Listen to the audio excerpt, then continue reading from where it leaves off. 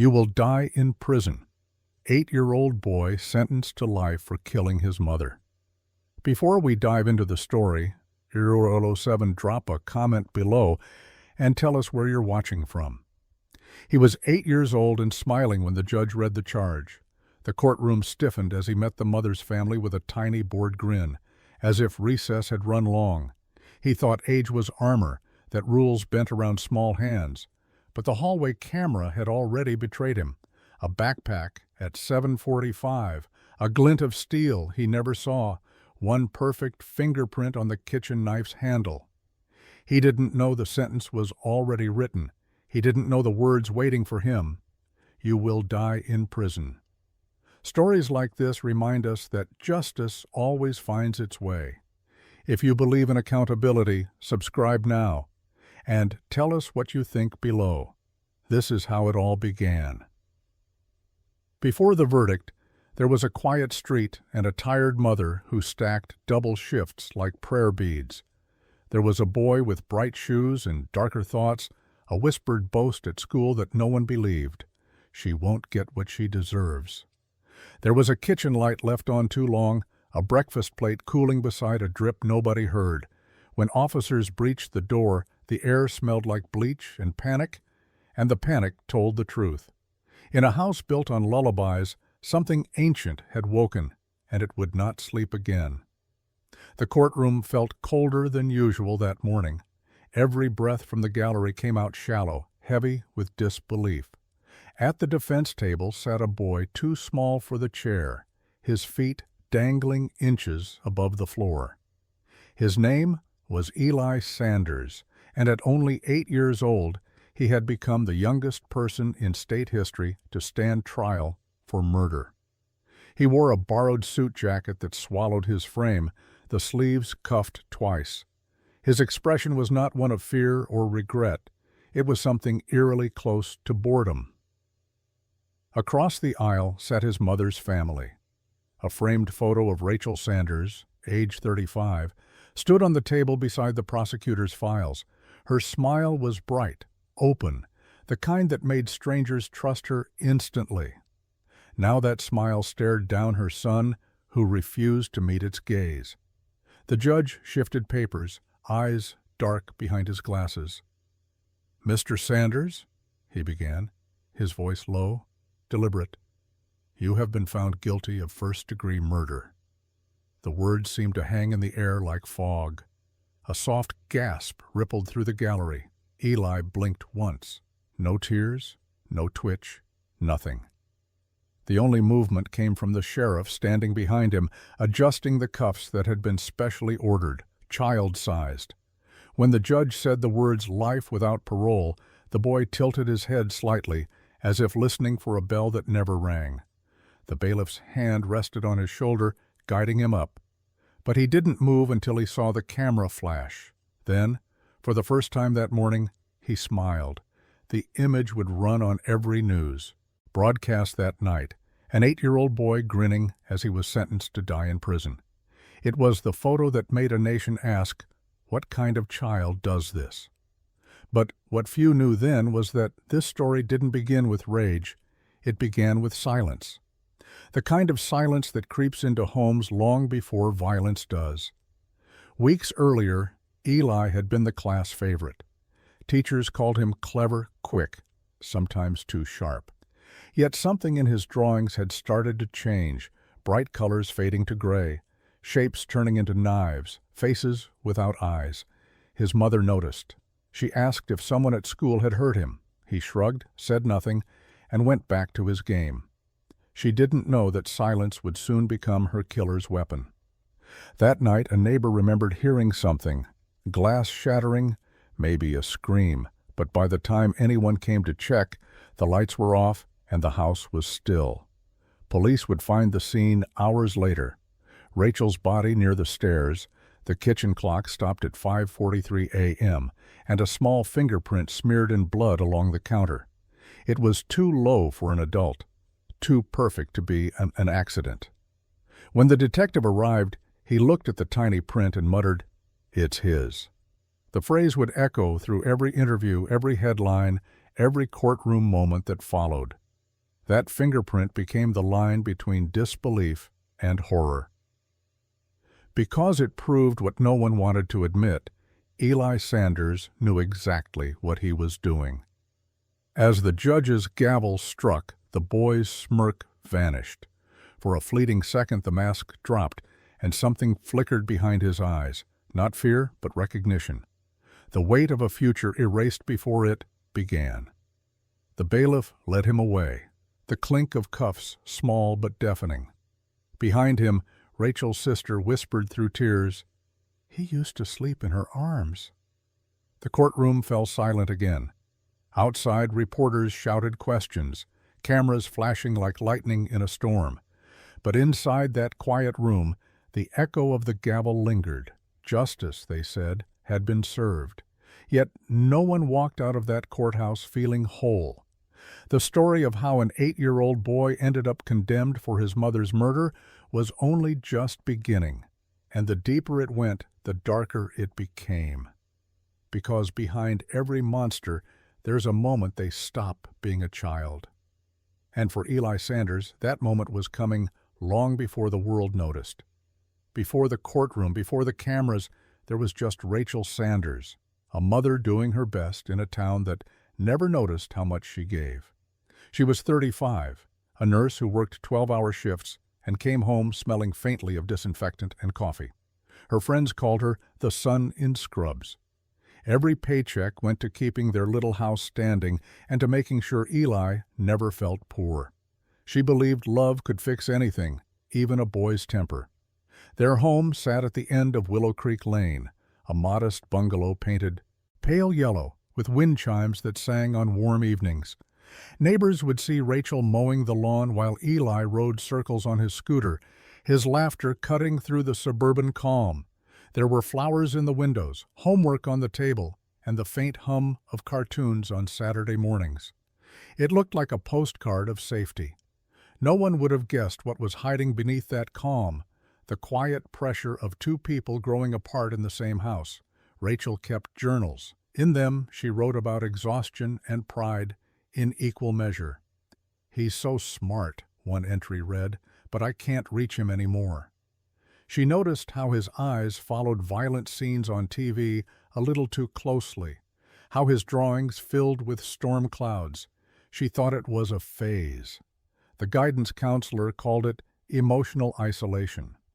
Rachel called it growing pains. She told herself she'd make more time for him once the next hospital rotation ended.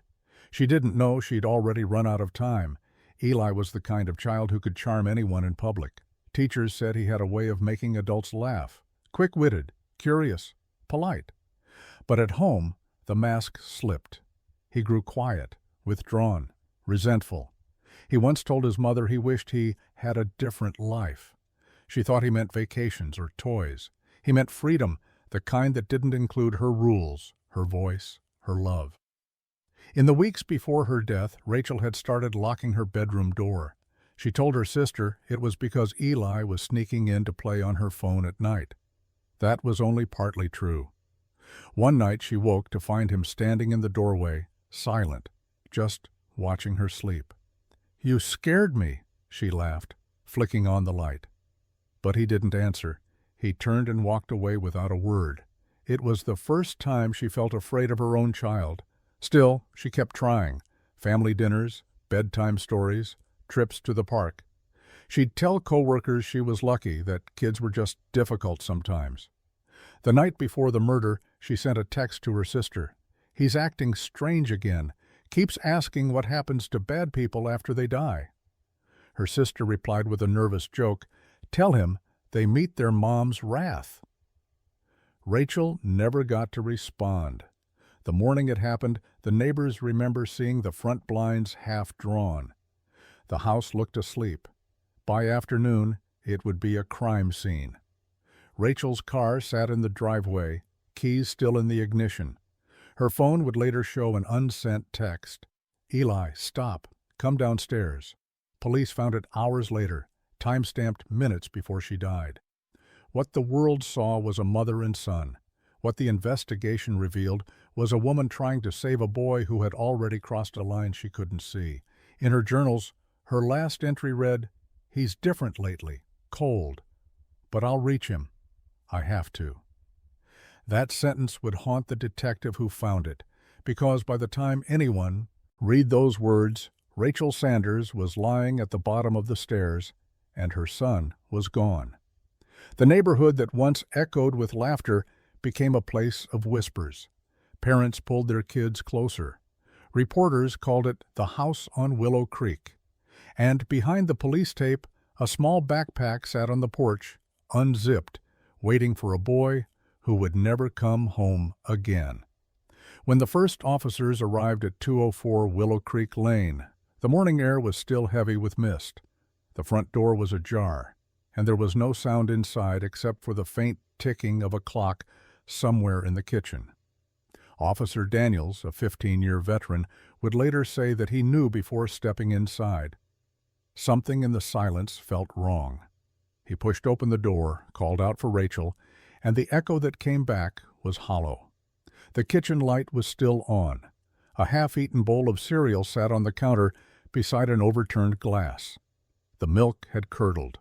There was a single droplet of blood near the sink, so small it almost looked like rust. Beside it, a faint handprint, too small for an adult, too perfect to be accidental, glistened under the lamplight. The smell of disinfectant clung to the air, mixed with something metallic. Daniels followed the trail down the hall, his boots sticking faintly to the linoleum. At the base of the stairs, they found her. Rachel Sanders lay crumpled on her side, one hand clutching her phone, the other pressed weakly against her chest. There was a single stab wound, deliberate, clean, and deep. The clock above her had stopped at 5:43 a.m., the moment, investigators believed, her heart gave out. Her phone screen was still glowing faintly, displaying an unsent message. "Eli, stop." The officers stared, not yet understanding what that meant. The living room looked almost staged. Couch cushions were out of place, a blanket folded too neatly, a pillow with a small blood smear hidden beneath it. On the coffee table sat a cup of orange juice and a small toy car. The handle of the kitchen knife, wiped but not perfectly clean, was found under that same pillow. Forensics would later reveal Eli's fingerprints along the grip and a tiny streak of his mother's blood near the blade's tip. It was all too precise for a child's accident. By 7:00 a.m., the house was surrounded by yellow tape and flashing lights. Neighbors stood in robes, clutching coffee mugs, whispering words they didn't quite believe. "She was so kind," one said. "He was just a little boy." But the police weren't looking for comfort. They were looking for a missing child. Eli's school bag was gone, his bed empty, a window at the back of the house left open. Detective Marianne Holt, called in for homicide, took one look at the scene and said quietly, "He planned this." In the backyard, faint footprints led toward the fence, small, barefoot, smeared with soil. At the fence's edge, they found the school bag, discarded. Inside it were 3 items: a change of clothes, a half-eaten granola bar, and a drawing. The picture showed a stick figure woman lying under a red sun and a smaller figure walking away. In the corner, written in uneven letters, was one word: freedom. Forensics sealed the scene. Cameras flashed, capturing the last fragments of a mother's life. Reporters began circling by noon, spinning rumors about abuse, about possession, about things too dark to imagine. But the facts didn't need embellishment. They were horrifying enough. The wounds, the fingerprints, the child missing. That afternoon, police found Eli just a few blocks away, sitting on a park bench by the lake, his hands folded neatly in his lap. When they asked where his mother was, he pointed toward the direction of his house and said softly, "She's sleeping." When they told him she was gone, he looked up with flat, calm eyes and asked, "So am I in trouble?" Later, at the station, he said only one more thing. When Detective Holt asked him why, Eli replied, "She wouldn't stop telling me what to do." Then he smiled. It was that smile, small, sharp, and chillingly adult, that Holt said she would never forget. The case was sealed from that moment.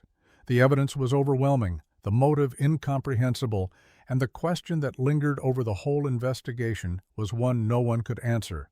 How does a child learn to kill and feel nothing? The officers left the Sanders home that evening, the house now a mausoleum of echoes. The wind chimes on the porch sang faintly as the last cruiser pulled away, their song soft and haunting.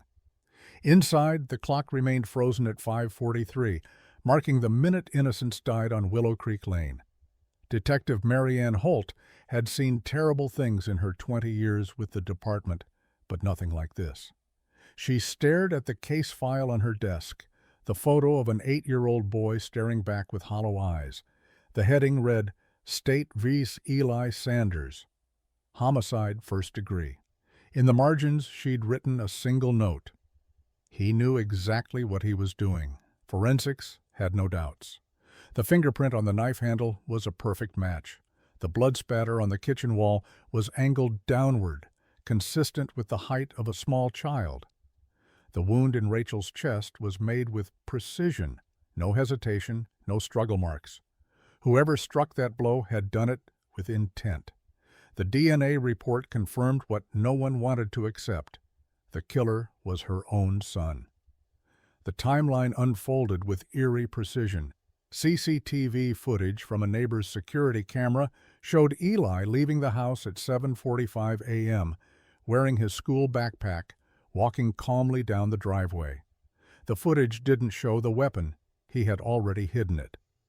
The coroner estimated Rachel died just before 6, giving the boy nearly 2 hours to clean up and leave. 2 hours where an 8-year-old acted like a criminal who knew how to cover his tracks. When officers searched his bedroom, they found the first real sign of planning. Beneath his pillow lay a notebook. On the first page, drawn in pencil, was a map of the house with an X marked in the kitchen. Another page showed a list written in uneven block letters. Knife, wipes, backpack. Leave early. At the bottom, a phrase in red crayon. No turning back. Detective Holt sat across from Eli during the first interrogation. He looked small against the metal table, his wrists lost inside the handcuffs. She tried to soften her tone. Eli, she said, we just want to understand. He didn't look up. When she slid the photo of his mother toward him, he glanced at it for barely a second and then pushed it back. She shouldn't have yelled, he murmured. His voice was light, almost thoughtful, as if describing something he'd seen in a movie. Psychologist Dr. David Klein, a specialist in juvenile behavioral disorders, was brought in to observe. He's detached, Klein noted. Not confused, not fearful, just detached. That's not trauma. That's calculation. Eli sat silent through the sessions, tracing the edge of his thumbnail with a paperclip he'd found. When Klein asked if he understood what happened to his mother, Eli replied, She's gone. Do you know why she's gone? Because I made it happen. Meanwhile, the team combed through his online search history.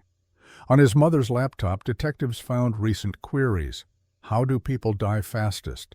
And what happens to kids who kill? They were searched under Rachel's account, but the typing pattern matched Eli's small, precise keystrokes from a previous school project. In his browsing history was one final search from the night before the murder. Can you go to jail forever? Outside the interrogation room, the department was torn. Some officers whispered that he was a victim of neglect. Others said evil didn't care about age. Detective Holt said nothing. She just kept replaying the crime scene footage, the fingerprint, the expression on the boy's face when he was found in the park, too calm for what he'd done. Rachel's sister, Megan, arrived at the station 2 days later. When she saw Eli through the glass, she burst into tears. He's just a baby, she sobbed. But when Eli noticed her, his expression didn't change. He tilted his head and mouthed something no one could hear. Later, Megan said it looked like he said, I told you. Forensics continued to build the case piece by piece. Microscopic fibers under Rachel's fingernails matched Eli's t-shirt. The blade's depth showed deliberate force. The call records showed Rachel tried to dial 911, but the call disconnected after 2 seconds, likely when she was attacked. Each detail stripped away the last shreds of doubt. After a week, the investigation file was complete. Detective Holt closed the folder, her hands trembling. "We have everything," she said quietly. But when she looked at the photograph of the boy, in his interrogation chair, something in her eyes hardened. "We just don't have why." That question would haunt her for months. Through the trial, the testimony, the endless debates about justice and childhood. But one truth was already clear. Innocence had left this case the moment Rachel's blood hit the kitchen floor. And as the evidence mounted, so did the realization that the monster they were hunting wasn't grown. He was born. In the quiet of the interrogation room, Eli finally broke his silence. "Are you mad at me?" he asked Detective Holt. She didn't answer. He smiled, small and sharp. "It's okay. Everyone gets mad at me eventually." The detective stood, turned off the recorder, and walked out without another word. Behind her, the boy started humming, the tune of a lullaby his mother used to sing. It was the sound that told her everything she needed to know. This wasn't confusion or fear. This was satisfaction. And that, she realized, was the most terrifying evidence of all.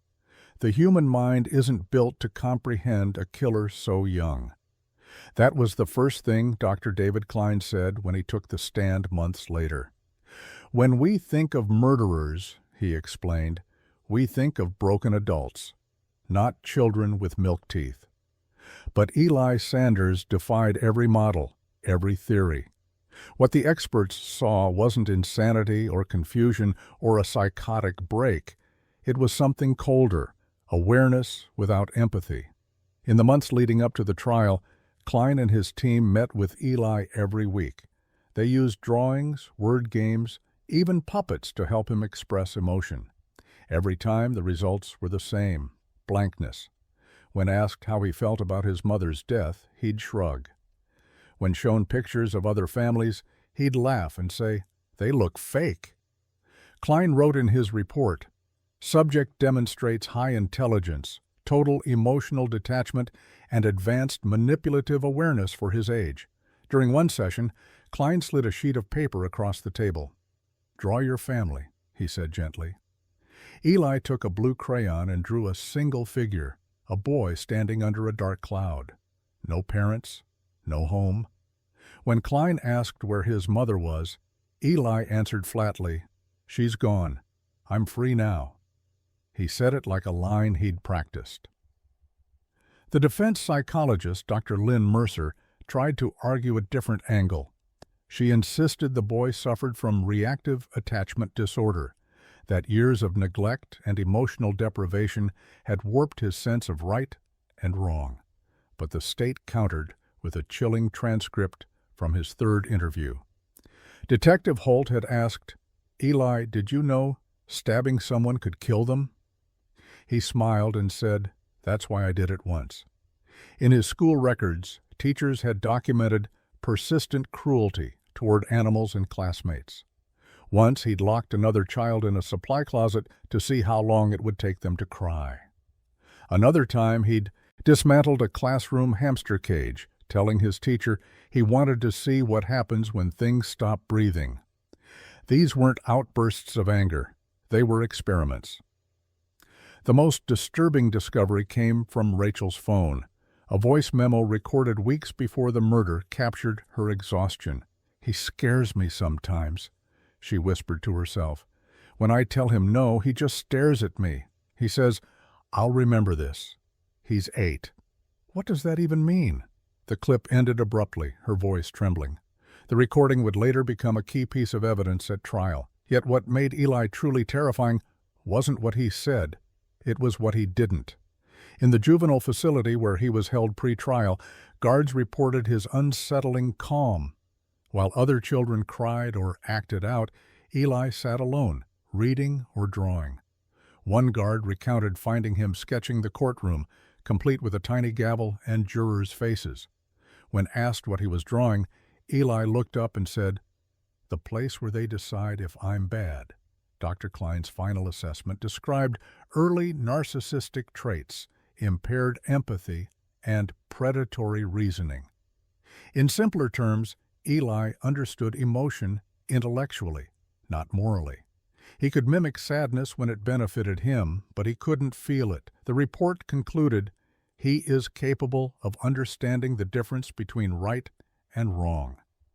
He simply does not care. That finding sealed the prosecution's case.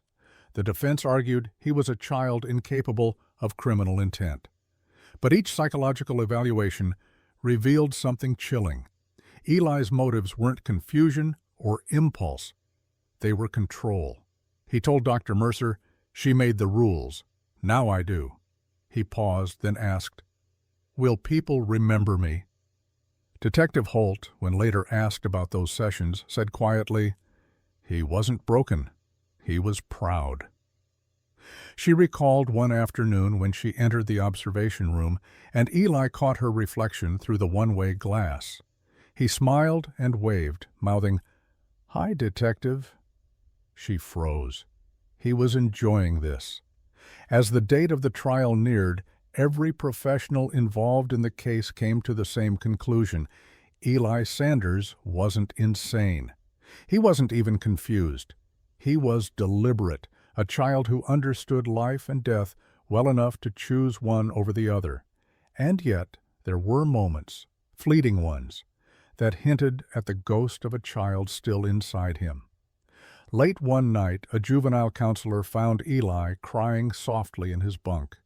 When asked if he missed his mother, he replied, "No, I missed the sound she made when I scared her." Then he rolled over and went to sleep. The next morning, when Detective Holt arrived to collect him for another hearing, she noticed the crayon drawing on his desk, a stick figure behind bars, smiling. Underneath it, he had written one sentence in uneven letters, "You can't cage freedom." That was when Holt realized something even more disturbing than the murder itself. Eli didn't see his life sentence as punishment. He saw it as proof that he mattered. And for a child like him, that was all he ever wanted. The trial of Eli Sanders began on a gray Monday morning that felt heavier than most. The courthouse was packed before sunrise. Reporters, families, law students, curious citizens, all desperate to see the boy who had murdered his mother. Inside, the atmosphere felt like a strange blend of spectacle and mourning. Even the judge, Honorable Rebecca Alton, looked unsettled as she entered the chamber. She had presided over dozens of homicide cases, but never over one where the defendant's feet still swung above the floor. Eli sat quietly beside his attorney, his face unreadable. The child-sized suit he wore was a faded gray, his tie crooked. When he caught the lens of a camera from the press gallery, he smiled. Not wide, just enough to make everyone watching feel cold. The prosecutor, Daniel Reeve, didn't miss the gesture. That smile, he would later tell the jury, isn't a child's. It's a confession. Reeve opened with a statement that silenced the room. "This case," he said, "is not about age. It's about intent. The evidence will show that this defendant, 8 years old, planned, executed, and concealed the brutal murder of his own mother. He knew what death was. He wanted it." Gasps rippled across the rows of onlookers. Eli's expression didn't change. He picked at a loose thread on his sleeve, humming faintly under his breath. When the defense attorney, Marilyn Price, stood, her voice trembled at first. "Ladies and gentlemen," she began, "this is not a monster. This is a child who needed help and never got it." She spoke of trauma, loneliness, and an overwhelmed mother doing her best. She asked the jury to imagine an 8-year-old's mind, impulsive, fragile, barely aware of consequences. "If we condemn him like a man," she said, "we abandon every belief we hold about mercy." But then came the evidence. One by one, Reeve presented the crime scene photographs, the small handprint in blood, the knife under the pillow, the drawing marked with the word freedom. The courtroom held its breath as each image appeared on the projector. The jurors shifted uneasily, several averting their eyes. Through it all, Eli watched calmly, as if reviewing someone else's life. When Detective Holt took the stand, her testimony drew the first real emotional crack from the audience. "He didn't cry," she said, her voice steady but low. "He didn't ask for his mother. He asked if he'd be on TV." Reeve let the silence hang for a full 10 seconds before moving on. It was the kind of silence that felt like a verdict in itself. The defense tried to fight back, calling Dr. Lynn Mercer to testify about Eli's mental state. She spoke about brain development, underdeveloped impulse control, and the science of childhood trauma. "He was not born evil," she insisted. "He was shaped by neglect and misunderstanding." But Reeve dismantled her point with one brutal question. "Doctor," he said, "at what age do we start calling murder murder?" She hesitated, and the damage was done. At the back of the courtroom, Rachel's sister sat with shaking hands. In her lap was a folded letter Rachel had written years ago, never sent, never read until now. In it she had written, "If anything happens to me, tell Eli I loved him even when he was impossible." She didn't know those words would one day be read in a courtroom filled with strangers, while her son stared blankly at the floor. Midway through the trial, Eli finally spoke. It was during a procedural recess. As the judge left the bench, he leaned toward the microphone and whispered just loud enough for the court recorder to pick it up. "You can stop pretending. I'm not sorry." The words struck the room like a gunshot. Gasps echoed. The judge froze mid-step, turning back toward the boy. His attorney's face went pale. "Eli," she hissed, "don't say another word." But he just smiled. From that point on, the trial was no longer about guilt. It was about what to do with him. Was he a child who lost control, or something far darker? Could justice exist for someone too young to even spell the word? The prosecutors argued for life without parole, citing his awareness, his premeditation, and his utter lack of remorse. The defense pleaded for psychiatric commitment. In closing arguments, Reeve stood before the jury, voice low, almost trembling. He took a life, not by accident, not in confusion, but by choice.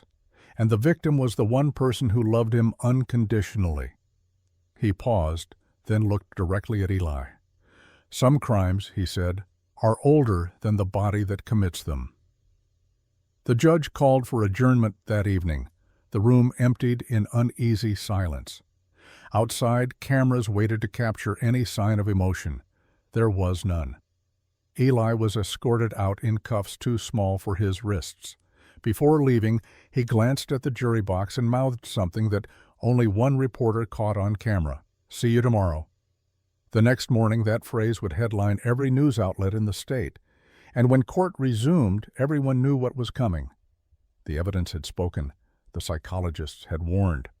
But the moment of truth would belong to one person alone, the judge who had to look into the eyes of an 8-year-old boy and decide whether he should ever walk free again. When court resumed the next morning, the air felt different, charged, expectant, brittle. The reporters had already filled every seat. Outside, protesters lined the steps, half carrying signs that read, "Justice for Rachel." The other half, "He's just a child."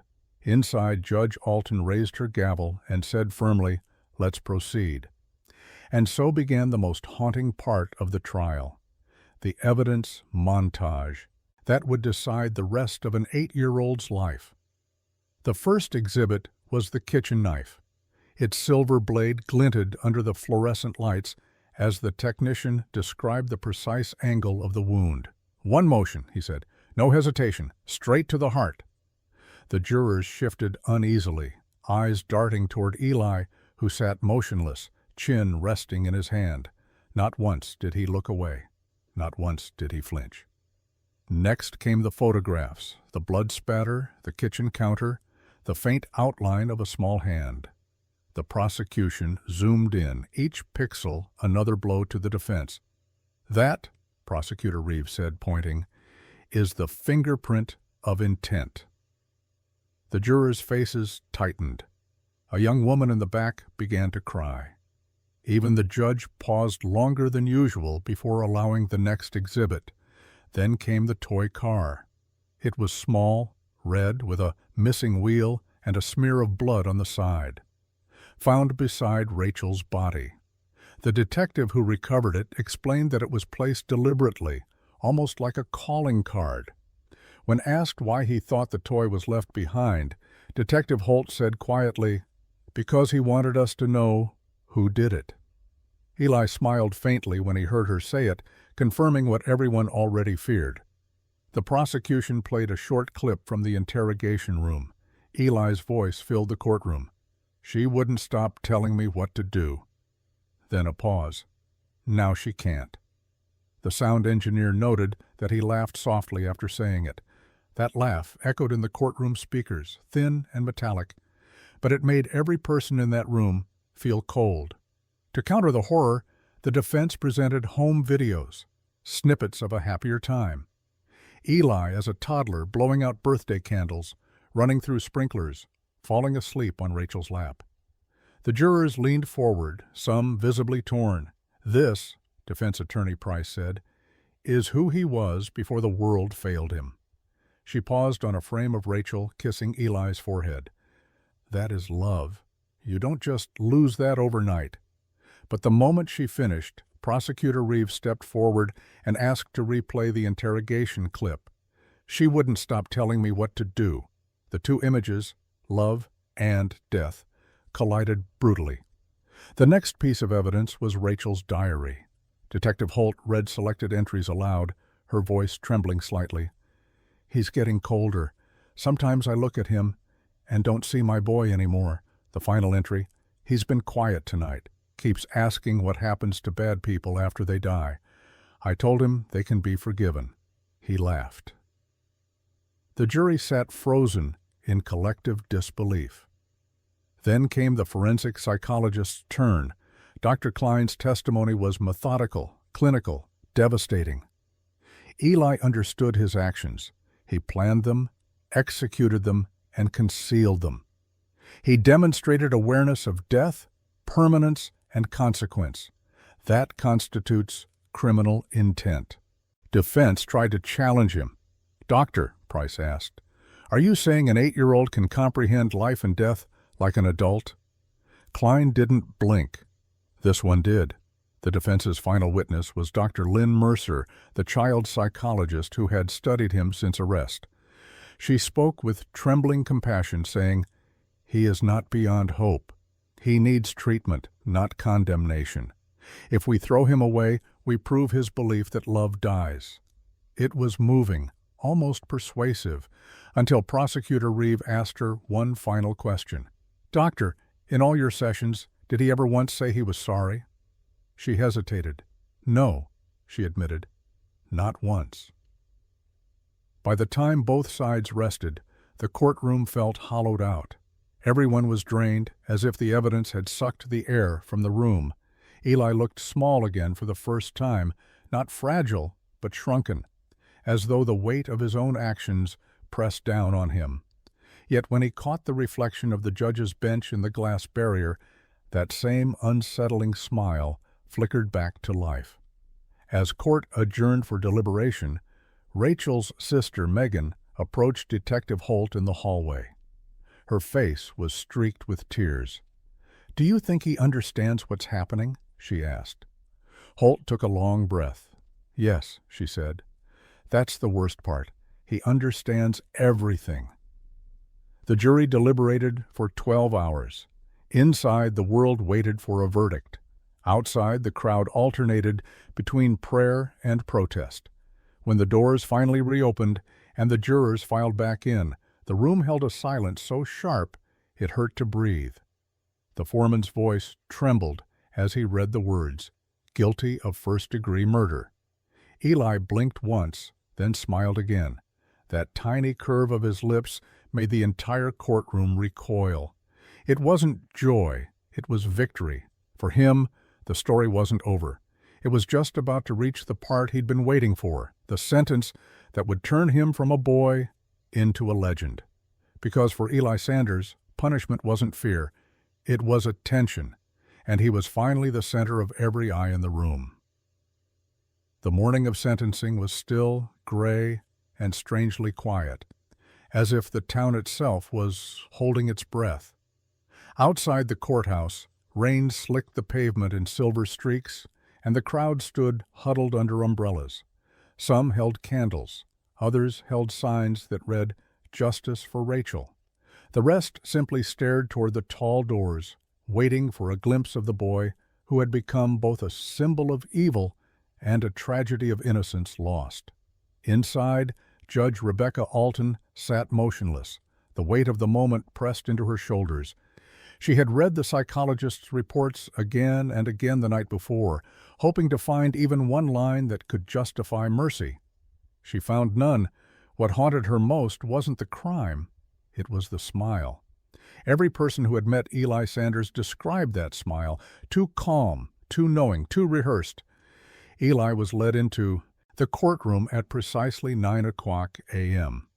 His wrists were bound in smaller cuffs, his posture unnervingly steady. He didn't look at the cameras, the jury, or even the prosecutor. His eyes were fixed on the judge, and when she asked him to rise, he did so with quiet obedience. "Do you understand why you are here today?" she asked. His voice was soft but clear. "To hear you say it." The courtroom murmured.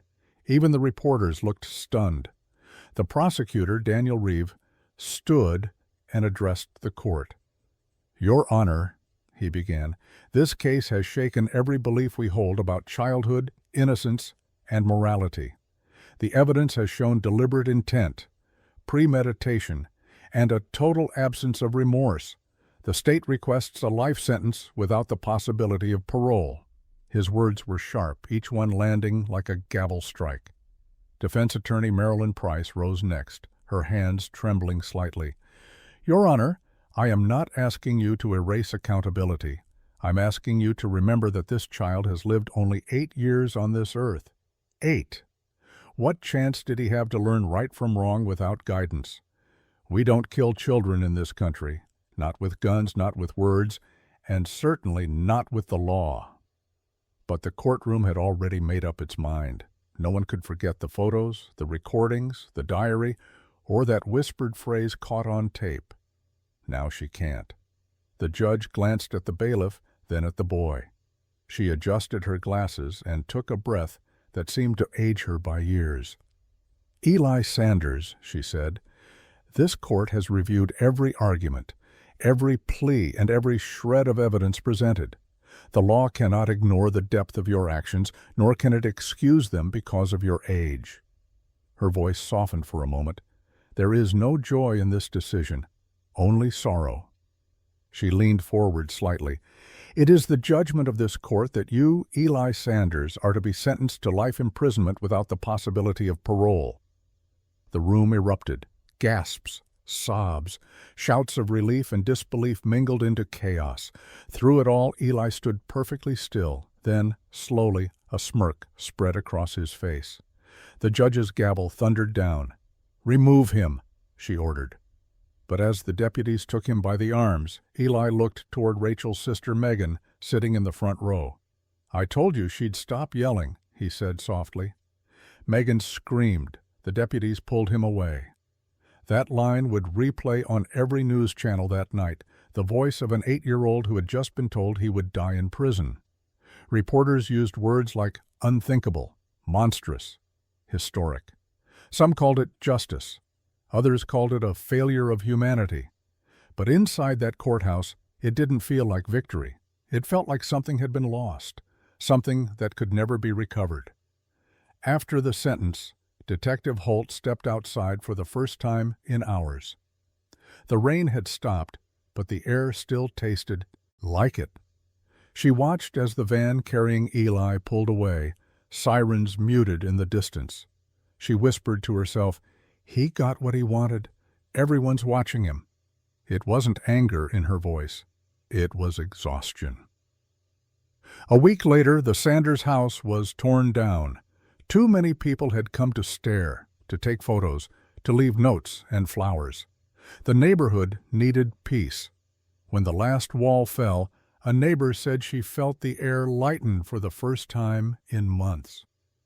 At Rachel's grave, Megan laid down a single white lily and whispered, "He can't hurt you anymore." But as she turned to leave, she couldn't shake the feeling that somewhere, behind those prison walls, a boy was smiling, not out of joy, but out of the quiet satisfaction of having written his name into history. Justice, in its coldest form, had been served.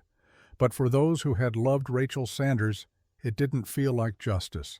It felt like survival. The final sound of the gavel still echoed in their minds. "He will die in prison," the judge had said.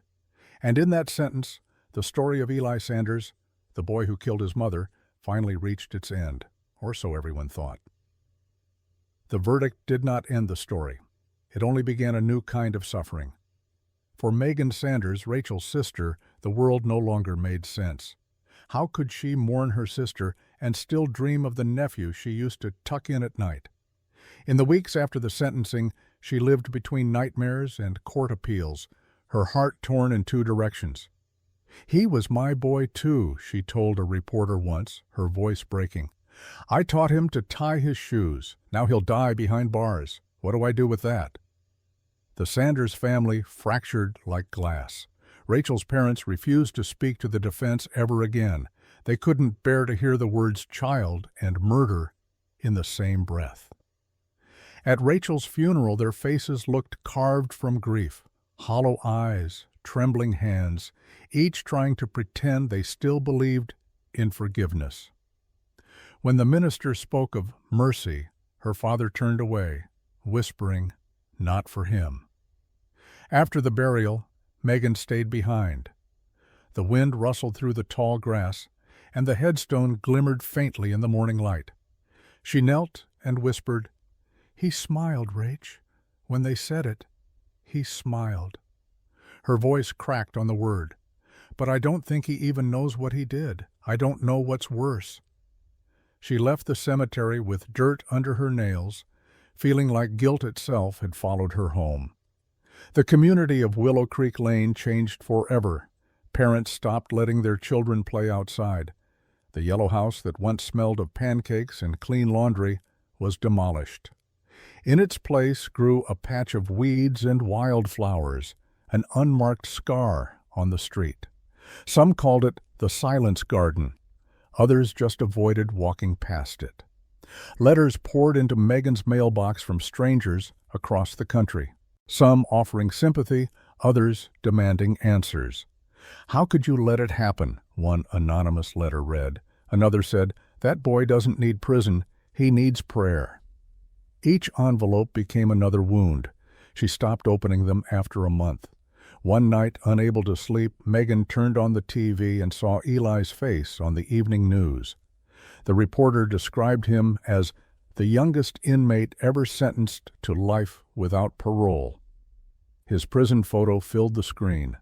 Smaller, thinner, but still wearing that unsettling calm. Megan turned off the television, sat in the dark, and wept.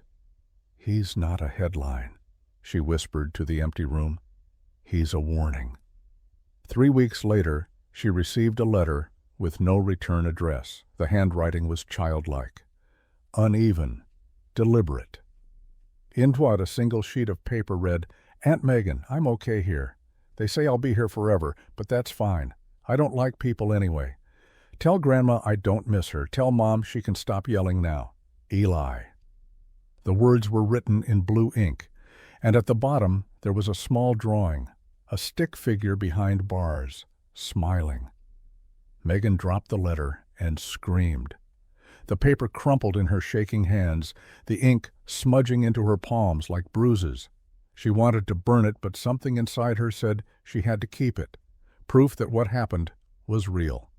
Proof that monsters can wear the faces of children. The letter was turned over to the authorities, who logged it as evidence of ongoing behavioral detachment. But for Megan, it wasn't psychology. It was cruelty. It was her sister's voice being silenced again through a child's hand. The following Sunday she returned to the grave. This time she brought no flowers. She placed the letter under a small stone and whispered, "He'll never be free, Rach. Not in here," she touched her chest, "and not out there." The sun dipped behind the trees, and the wind carried the sound of distant church bells. Faint, mournful, final. The Sanders family stopped gathering for holidays. The grandparents moved away quietly, selling the house where Rachel and Eli had once lived. Megan stayed behind, unable to leave the ghosts.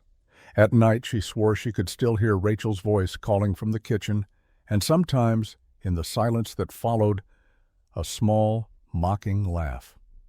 The story of Eli Sanders no longer belonged only to the courtroom. It belonged to every broken dinner table, every sleepless night, every family that dared to wonder what evil really looked like. Because now they knew. Sometimes it looks like your own blood smiling back at you. When the steel doors closed behind Eli Sanders, the echo traveled far beyond the prison walls.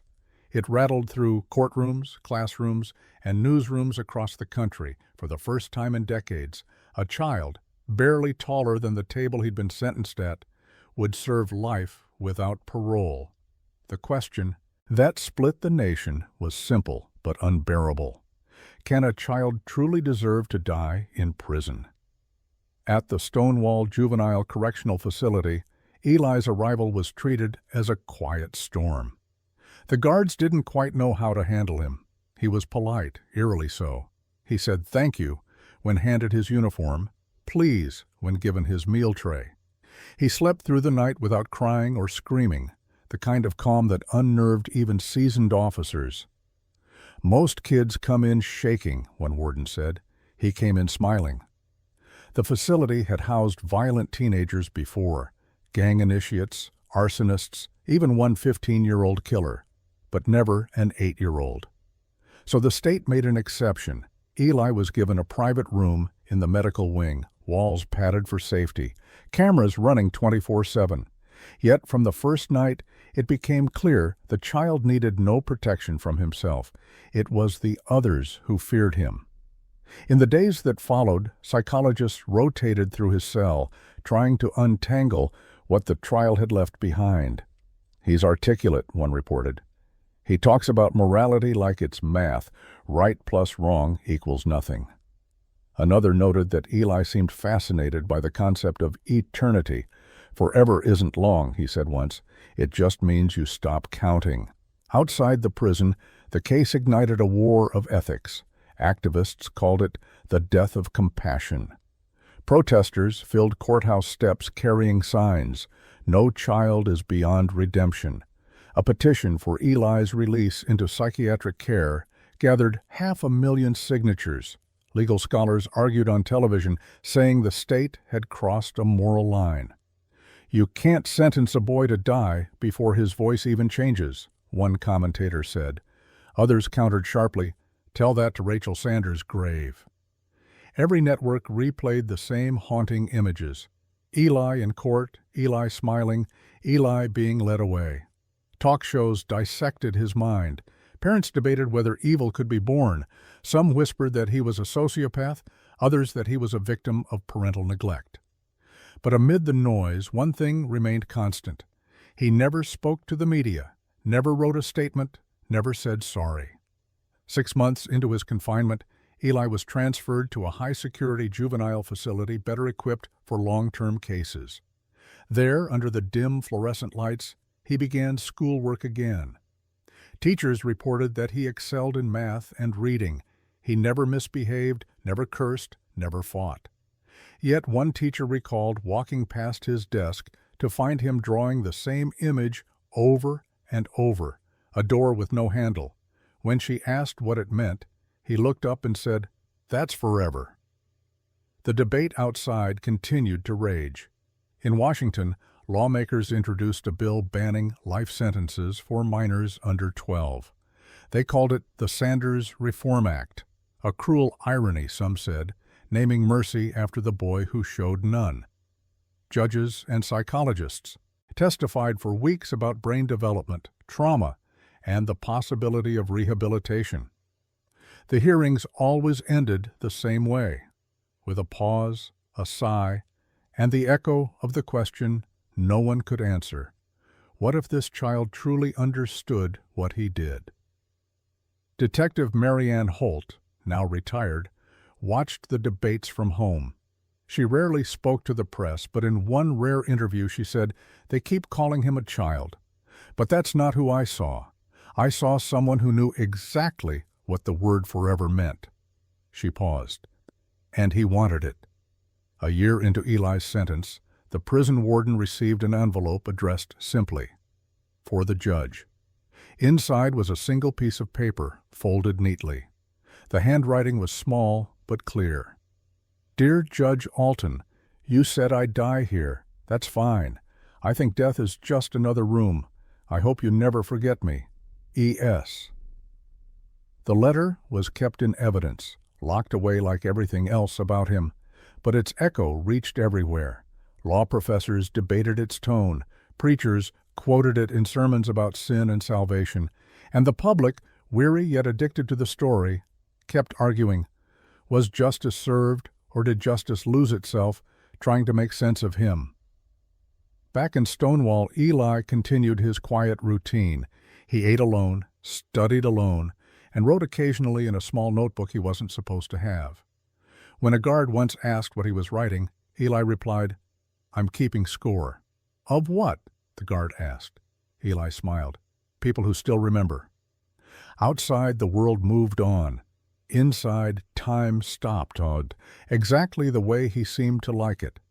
And though the bars around him were cold steel, those who knew him best began to realize a darker truth. Eli Sanders wasn't trapped by the prison. The prison was trapped by him. The first years of Eli Sanders' imprisonment passed with an eerie stillness. While other young inmates fought, cried, or begged to go home, Eli remained composed, distant, and observant, as if studying everyone else's chaos for entertainment. Guards said he was a ghost in uniform, a quiet presence who unnerved the entire juvenile wing. One officer later admitted, "I'd rather walk into a cell with 10 angry teens than spend 10 minutes in a room with that boy smiling at me." He followed every rule. He woke at dawn, folded his sheets, attended class, ate his meals in silence. Yet, beneath the surface, something about him was always off. The psychologists called it emotional flatness. The inmates called it the stare. He would watch others argue, fight, cry, eyes unblinking, lips slightly curved. One older inmate once snapped, shouting, "What are you smiling at, freak?" Eli's calm reply chilled everyone, at how easy it is for you to lose control. Inside that correctional world, respect came through fear. And Eli learned that faster than anyone. One afternoon, another boy tried to steal his notebook. By the end of the day, that boy requested a transfer to another block and refused to explain why. A guard found a note under the boy's pillow that simply read, "He said he doesn't forget things." Eli was never caught doing anything violent, but somehow nothing bad ever happened to him twice. The years began to reshape him. By age 12, he was taller, leaner, his features sharper. His childish roundness faded, but that cold composure stayed. Teachers described him as brilliant. He could memorize pages of text after one read. He excelled at chess, winning against instructors twice his age. During one match, a counselor asked what he liked about the game. He said, "It teaches you how to wait for mistakes." Every month, prison psychologists tried to reach him, some with compassion, some with firmness. None succeeded. When asked about remorse, Eli would shrug and say, "People keep asking if I'm sorry. They don't ask if I'm happy." His tone wasn't sarcastic. It was pure curiosity. The new chief psychiatrist, Dr. Omar Laird, described him as a mind without empathy but full of awareness, a predator built by absence. As the years stretched on, rumors about the boy's progress filtered outside. Some journalists wrote that he was showing improvement. Others insisted he was still dangerous. Every few months, a magazine or talk show resurrected his name, pairing his face with a headline like "The Child Who Never Cried." Public fascination turned him into a myth, the little boy who murdered his mother and never blinked. At 16, Eli was transferred from juvenile detention to an adult correctional facility. Reporters crowded the gates that morning, shouting questions he ignored. Inside the transfer van, he gazed out the window, watching the trees blur by.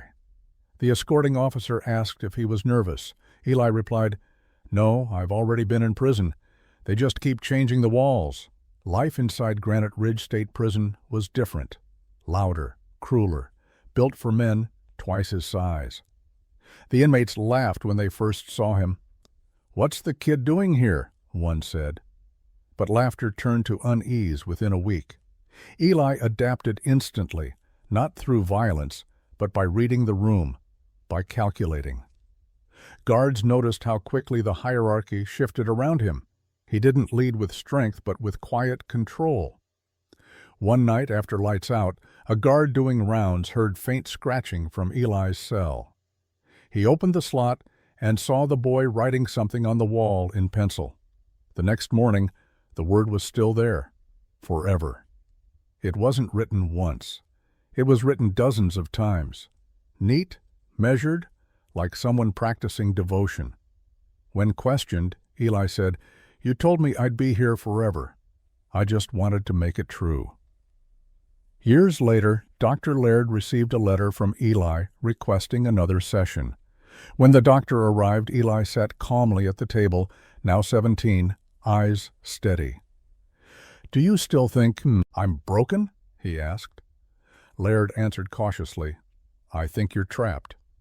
Eli smiled faintly. "Everyone's trapped, doctor. Some people just notice sooner." He paused, then pushed an envelope across the table. "It's for her sister," he said. "You can read it first." Laird opened it after the session. Inside was a single line written in perfect cursive. "Tell Aunt Megan I'm still not sorry, but I do understand now what it feels like to lose something you control." No one knew what that meant, but Laird wrote in his report that day, "He has begun to feel something, not remorse, but the outline of it." Outside the walls of Granite Ridge, the world had nearly forgotten the case that once divided a nation. Yet inside, Eli Sanders continued to live in stillness, his legend quietly growing. The guards avoided his eyes, the inmates avoided his cell, and the psychologists avoided claiming victory.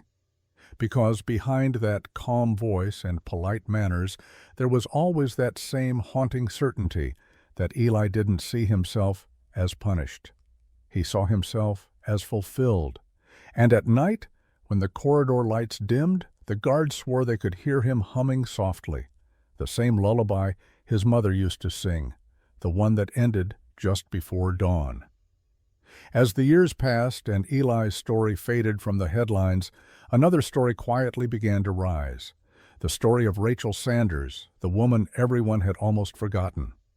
She had been reduced to a name in legal documents, a blurred photo beside the words, "Mother killed by son."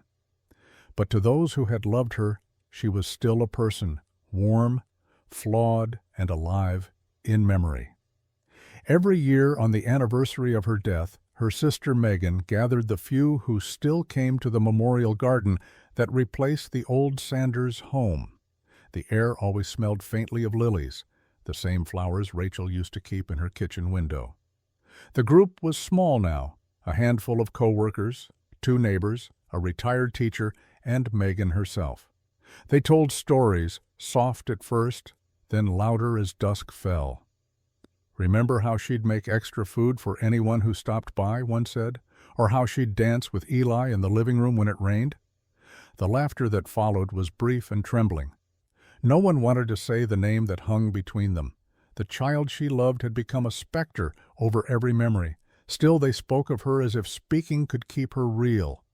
They talked about her selflessness, her exhaustion, her small joys. Each story added another thread to the woman who had been stolen by a single act of violence. At the hospital where Rachel once worked, a plaque now hung in the break room. In memory of Rachel Sanders, compassion never dies. Her co-workers still mentioned her when mentoring new nurses. Rachel would have done it this way, they'd say, when someone comforted a frightened patient. The hospital even created a small scholarship in her name for single parents studying nursing. It was funded mostly by quiet donations, people who had never known her but felt they should. For Megan, the years after the sentencing became a kind of shadow existence. She spoke at schools about domestic empathy, about mental health, about the signs you should never ignore. She always began with the same words. My sister believed she could love the darkness out of her son. She was wrong, but not because she loved him, because she thought love was enough. Her voice would waver, but she never cried in public anymore. In the 5th year after Eli's imprisonment, Megan received another letter. This one didn't come from the prison. It came from a journalist named Clara Vaughn, who was producing a documentary called The Boy Who Smiled in Court. Clara wrote, I want to tell Rachel's story, not his. Would you help me? At first, Megan tore the letter in half, but days later she called. When Clara arrived, she brought boxes of files, photos, and audio from the trial. Together, the two women pieced through fragments of Rachel's life, the nurse's badge, the childhood art projects, the old voicemails. At one point, Clara played a recording from Rachel's phone, dated a few days before the murder. It was a grocery list mixed with laughter. Eli, stop touching the recorder, Rachel giggled in the background. Say hi. A small voice replied, Hi, Mommy. The sound of that voice cracked the room open. Megan sobbed for the first time in years. The documentary aired quietly late one night without sensationalism or horror music.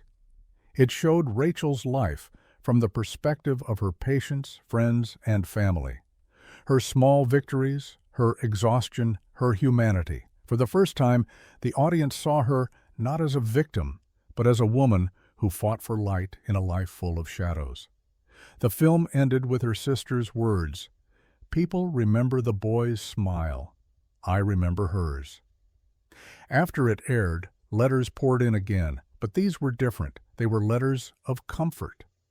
Strangers wrote to say Rachel's story had changed how they parented, how they listened to their children, how they saw the fragile line between love and blindness. Megan pinned some of those letters to her fridge beside an old photograph of Rachel laughing in a field of sunflowers. One afternoon, while visiting the memorial garden, Megan found a small bouquet laid beneath Rachel's stone. Tucked among the stems was a folded note. The handwriting was eerily familiar, small, careful, deliberate. She unfolded it with trembling hands. For Mom, the flowers are yellow now. You liked yellow, I remember that. E. She froze, staring at the words. The note was unsigned, but it didn't need to be. He had remembered. Whether the flowers were sent through a guard or whether someone helped him didn't matter. Somewhere behind walls and wire, the boy who said he'd never feel remorse had written to his mother. Megan didn't know what to feel. It wasn't forgiveness, not yet, but for the first time, the word understanding didn't feel impossible. She left the note where it was and whispered, You were seen, Rach. Finally, they're seeing you. As she walked away, the wind carried the faint rustle of the lilies, and for a moment the world seemed to breathe again. Because even after all the horror, after all the silence, Rachel Sanders's voice had found a way to rise, not through her son's crime, but through the love she left behind. The documentary spread slowly at first, then virally. Within a month, millions had watched The Boy Who Smiled in Court, and for the first time, the world began to talk about Rachel Sanders instead of just her son. Viewers left comments filled with heartbreak and fury. She didn't deserve this. That poor woman believed love could fix him. Others reignited the debate that had never truly died.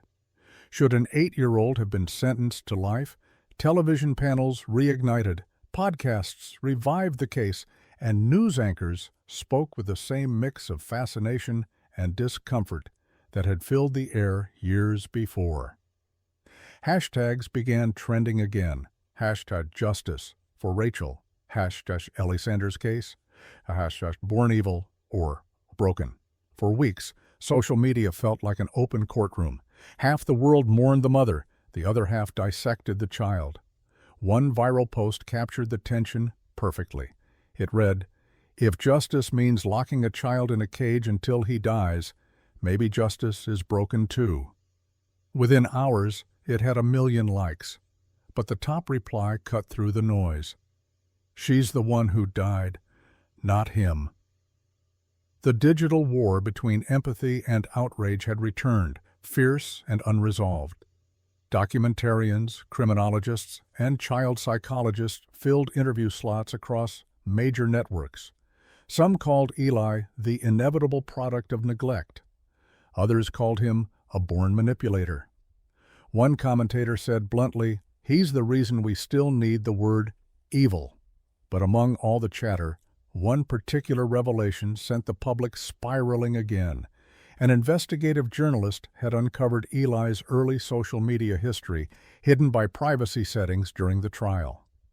Old posts, written when he was barely 7, showed a chilling awareness. Beneath an image of a comic book villain, he'd commented, "Sometimes bad guys just tell the truth first." Another post read, "If I disappear, I'll still win." And one, dated only 3 days before the murder, simply said, "Silence is freedom." The internet exploded. Some said the posts proved premeditation beyond doubt. Others saw them as the cries of a child drowning in loneliness. For Detective Holt, now long retired, the renewed coverage brought back nightmares. Reporters called her for quotes. Producers begged her for interviews. She declined them all. In her small home, she watched one late-night debate unfold on TV, a psychologist arguing that Eli's sentence was a reflection of society's failure, not his. Holt turned off the television and whispered into the quiet, "He made his own choice. We all did, but his cost a life." The story's revival reached Granite Ridge Prison too. Guards began receiving letters addressed to Eli from strangers. Some were scathing, "Rot in hell." Others were disturbingly admiring. One read, "You're proof that the world creates monsters." Eli read them all. He stacked the hate mail in neat piles, then asked the warden for a folder to keep the ones he liked best. "The words matter," he told a counselor. "People always talk louder when they're scared." For weeks, the press speculated about whether he'd respond to the attention. He didn't. But on the 6th anniversary of his sentencing, an anonymous letter arrived at a major news outlet. The envelope was postmarked from a prison city, the handwriting exact and childlike. It contained one page. "They keep asking if I've changed. They don't understand. I never wanted to change. I wanted them to." The letter made headlines instantly. Though authorities never confirmed its origin, most believed it was authentic. It reignited the public's unease, not only about Eli, but about the society that had made him a symbol. Talk shows filled again with heated voices. "He's a monster. He's a mirror. He's still a child, frozen in the moment he broke." Meanwhile, Megan Sanders stayed quiet. She refused interview requests and took down the memorial page that had drawn thousands of messages. "They're not mourning her anymore," she told a friend. "They're feeding on him." Her grief had long ago stopped seeking justice. What she wanted now was silence. Yet the silence never came. A true crime channel recreated the story with actors, turning Rachel's death into serialized drama. Viewers devoured it. Ratings soared. For a few weeks, the murder of a mother by her son became prime-time entertainment. Megan watched one episode alone, hands trembling. When the child actor playing Eli smirked at the camera, she threw the remote across the room. Still, even amid the sensationalism, something else began to shift. Beneath the noise, people started talking about parental burnout, childhood trauma, untreated rage, and the blindness that love can cause. The case became a symbol for a deeper fear, that the line between innocence and evil wasn't as clear as people wished it to be. By the time the news cycle moved on again, one truth had settled into public consciousness like a bruise that wouldn't fade. Some crimes are too young to understand, and some children are too old to be forgiven. The world stopped arguing for a while, exhausted by its own outrage. But in the quiet that followed, another voice would soon rise, one that hadn't spoken in years. From behind cold prison walls, Eli Sanders was about to write again. And this time, what he'd say would change everything people thought they knew about remorse. 7 years after the trial, the world that had once shouted Eli Sanders' name finally fell into a kind of uneasy silence. The debates faded from television. The think pieces stopped. The signs that once lined courthouse steps gathered dust in closets. But for the people who'd lived through it, the families, the lawyers, the detectives, that silence was not peace. It was aftermath. Detective Mary Ann Holt sat in her retirement cabin by the lake, nursing black coffee and a worn folder of old reports. She hadn't opened them in years, but on certain mornings, the urge to revisit the case returned like a ghost. She stared at the photo of Rachel Sanders and the boy beside her, smiling, gap-toothed, unaware of the shadow he would cast. "What did we miss?" she whispered to the empty room. Across the state, Dr. Lynn Mercer, the defense psychologist, still spoke at conferences. Her lectures carried a mixture of conviction and regret. "The Eli Sanders case forced us to face a truth most of us fear," she'd tell the audience. "There is no single moment where innocence ends. We assume evil is born or taught, but sometimes it grows quietly, like a weed no one notices until it blooms." Behind her slides, data flashed. Statistics on child violence, early trauma, and undiagnosed psychopathy. In one of her later talks, Mercer revealed a detail that had never been made public. A year before the murder, a school counselor had filed a report about Eli's violent drawings and aggression toward small animals. The case was noted, but due to staff shortages, no follow-up was ever made. If that meeting had happened, Mercer said, Rachel Sanders might still be alive. The audience fell silent. No one wanted to believe a tragedy so large could rest on something so small. The state government eventually commissioned a review of its juvenile justice procedures.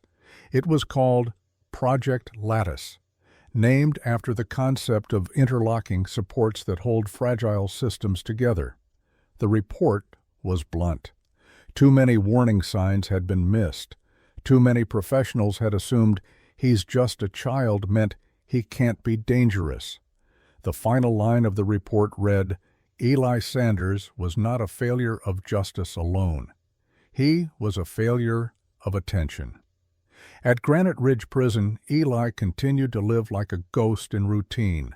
The warden often said it was like he'd been institutionalized before he ever got here. Then, one morning, he made an unusual request, access to the prison library's typewriter. When asked why, he said, "I want to write something that matters." The warden hesitated, but approved it under supervision.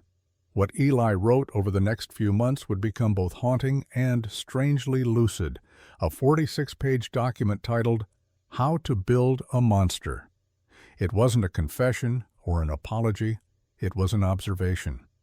You don't wake up wanting to hurt someone, one line read. You just get tired of being small. Another said, monsters aren't made by hate, they're made by people who look away. The essay leaked when a staff member copied it and shared it with a local journalist. Within days, excerpts appeared online, quoted endlessly. "You all built me," one passage read, "brick by brick, with every time you told a child to toughen up instead of asking why they were angry." The public didn't know what to feel. Was it the reflection of a sociopath trying to rewrite his story, or the rare insight of a boy who finally understood the system that shaped him? Judge Rebecca Alton, now nearing retirement, read the essay in her office.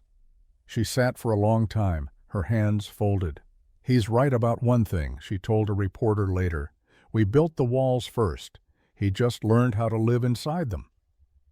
Her words reopened a national debate, not about Eli, but about the laws that bound children and justice together in such cruel knots.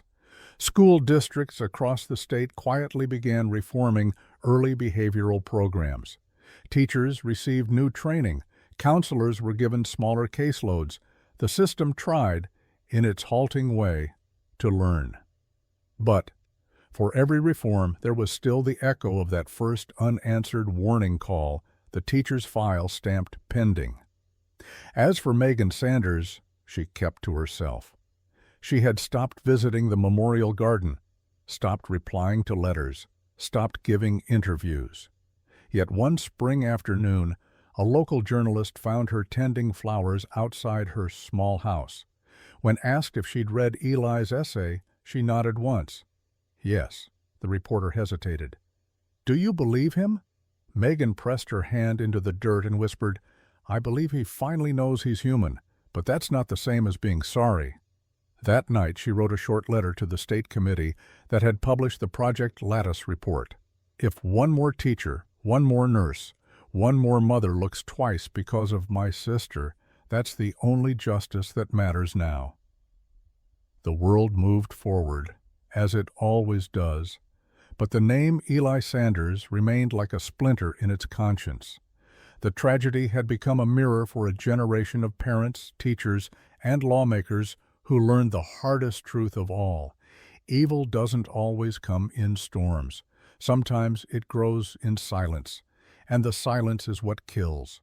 In that silence, the country's collective guilt began to sound a lot like Rachel Sanders' final words preserved on her phone, still unsent. "Eli, stop. Come downstairs." And somewhere behind the same cold walls that had held him since childhood, the boy who killed his mother began writing again, each page a reflection, each word an echo of the system that failed them both. By the 10th year of his sentence, Eli Sanders had become an adult, at least in body. His face had hardened, his voice deeper, but the same unnerving calm remained. The guards no longer saw a boy, they saw a man who had grown up inside walls, someone the world had forgotten to forgive or condemn any further. The paperwork still called him inmate number 2274, life without parole. But inside those walls, he had become something else entirely, a reminder. His days followed ritual precision. Up at dawn, make the bed, read, write, eat, repeat. No outbursts, no incidents, no visitors. He was the model prisoner, which in a place like Granite Ridge meant invisible. Yet in that invisibility, a strange mythology began to grow around him. Some called him the boy who never aged. Others whispered that he'd become a teacher to younger inmates, that he told them things about control, patience, and consequence. One counselor claimed Eli once said, "They call this punishment, but it's really practice." Outside, the world had mostly moved on. The true crime obsession that once kept his name alive had burned out, replaced by newer stories of cruelty and outrage. Rachel's Memorial Garden still bloomed each spring, tended quietly by volunteers who never knew her but felt they should. Her sister Megan still lived in town, though she rarely spoke of what happened anymore. When asked about her nephew, she'd say only, "He's still breathing. That's enough." Then, in the 11th year, something unexpected happened. Eli requested a visit from Megan Sanders. The warden's office was stunned. He had never asked for anyone before. When Megan received the letter, she stared at it for a full minute before opening it. It was brief, just one sentence. "You said once that love wasn't enough. I think you were right." She didn't reply at first. Weeks passed. The invitation expired. But late one autumn morning, she found herself driving the long road toward Granite Ridge, her hands trembling on the steering wheel. "I just need to see his eyes," she whispered to herself, "just once more." The reunion happened in a sterile visiting room, plexiglass phones, guards. When Eli entered, Megan barely recognized him. The child was gone, replaced by a tall, quiet figure in a gray uniform, his hair neatly cropped. But the eyes, those same gray-blue eyes, were unchanged, cold, still, unsettling. He sat down, picked up the phone, and said, "Thank you for coming." Megan stared through the glass. "Why did you ask me here?" she said, her voice raw. Eli paused. "Because you're the last one left who still says her name." Silence. She felt tears prick her eyes. "Do you even understand what you did?" she asked. He blinked slowly. "I do now," he said. "Back then I thought I'd won. Now I know nobody did." The words hit her like a wave. They weren't enough, not even close. But they were something. For the first time there was no smirk, no arrogance, no performance. Just weariness. Like a man standing in the shadow of something he could never escape. Before she left, Megan said softly, "You took her life, Eli, but you don't get to take mine, too." He nodded once. "Then you're stronger than I ever was." When she walked out of the prison that day, the sky was turning gold with sunset. For the first time in years, the air felt lighter. The road home was quiet. She didn't cry, she didn't forgive, but she no longer carried the weight of wondering whether he could ever feel anything at all. Months later, a guard found Eli's final notebook during a cell inspection. Inside were pages filled with reflections, some cold, some startlingly human. The last entry read, "They said I would die in prison. Maybe that's true. But dying isn't always the punishment. Sometimes living with what you remember is." The warden sealed the notebook and sent it to the archives. It never reached the public, but one copy was quietly given to Megan Sanders. She kept it in a locked drawer, never reading more than that final line. To her, that was the only sentence that mattered. Years later, when the prison released the notice of Eli's death, natural causes, 26 years after his conviction, few people noticed. There were no news stories, no documentaries, no angry debates. Just a single record added to the state's database. But in the memorial garden, someone left a note under the lilies. It read, "He finally stopped counting." That evening, as the sun dipped below the horizon, Megan stood beside her sister's grave, the air thick with the hum of summer insects. She whispered, "It's over now, Rach. He can't hurt you anymore." The wind stirred the flowers gently, as if answering. Justice had been served in the coldest, truest way. Through time, through silence, through endurance. It hadn't brought peace, not entirely, but it had brought understanding. And as the last light faded from the garden, the story that had begun with arrogance and horror closed with something quieter, inevitability. He was 8 years old when he ended a life. He was 40 when his finally ended too. In between, there was only the echo of the gavel and the whisper of a mother's unsent message. Eli, "Stop! Come downstairs." Those words never reached him, but the world would never forget them.